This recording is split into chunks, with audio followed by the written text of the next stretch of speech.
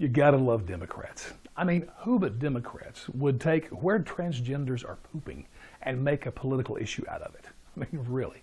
A couple of things before we start this. Number one, this is probably an R-rated video, so you may want to get the kids out. And number two, I want to say to the gay community, I respect you. I respect your rights. You have the same rights that I have. We're just going to disagree on the big worldview political side of things. Now let's get to the fun questions that I have for today. The first one is this. Feminists are obviously diehard Democrats, and so are most transgender people. How do the feminists reconcile the transgender movement? Here's what I'm talking about. At the beginning of the feminist movement back in the 60s and 70s, they were all about tearing down the gender roles. They were the first ones that came up with the whole thought of a unisex bathroom, no boys or girls. I guess my funnest part of that movement was the burn the bra part of that. I was like, as a boy, hey, I'll volunteer for that. Anything I can do to help, I'm here to serve. But anyway, today we have the transgender, the guys becoming girls, and they're all about the bras and the makeup and the poofy hairdos, and the very image they want is the image that the feminists hated, despised, did everything they could to tear down. I'm just curious how that works within the Democrat worldview. And then you got the whole sex stuff, and I got questions like, when a transgender person has sex, what is that? How do you categorize that? Is it straight, gay, bi? I don't know.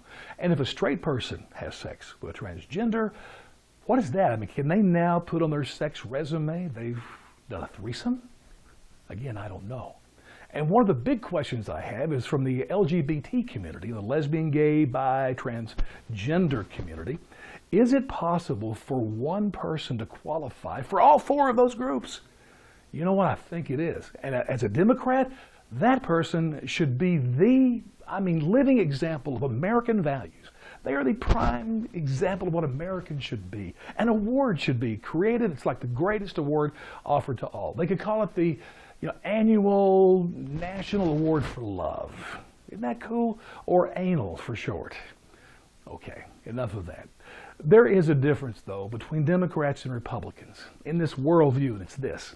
On the Democrat side, they are secular in their worldview, meaning they don't include God. They can be Christian, but they do not have any thought of God in their platform or their politics. That's why you can have a Democrat that would say to your face, you know what, I am a Christian, and I personally don't believe in abortion, but I will vote for abortion every time in the political arena. On the Republican side, it's theistic. We believe in God, and that's the basis of our morality. That's why it's called absolutism. Even our national forefathers, including it in those beginning documents, most famous one, Thomas Jefferson, were endowed by our Creator. They believed, as I do, that there's a God that created all that is and made a special creation when He made man. And so we base our right and wrong on this belief, and it's absolute. To give you an example how that works, if I had a kid that had come to me years ago and said, hey, Dad, I know I pee with a lid up, but I think I'm a girl. I want to be a girl. Here's how I would have handled it. I would have said, son, number one, God gave you that thing. You're a boy. You'll always be a boy. That's His purpose and His will for you. Secondly, this is a real problem in how you're thinking, and I don't know the answer, but we'll work together with it. And I promise you this, if I have any say, you will never, ever make a step toward becoming a girl, because that's an absolute thing. It's no question of what's right or what's wrong.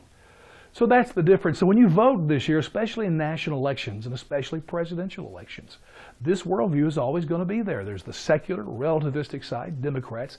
There's the theistic and the absolute side, which is more the Republican side. And so just keep that in mind when you vote, because it does make a difference in how these things play out in the end. That's it. Bring the kids back in. Let's turn the TV on and watch another episode of I Am Kate.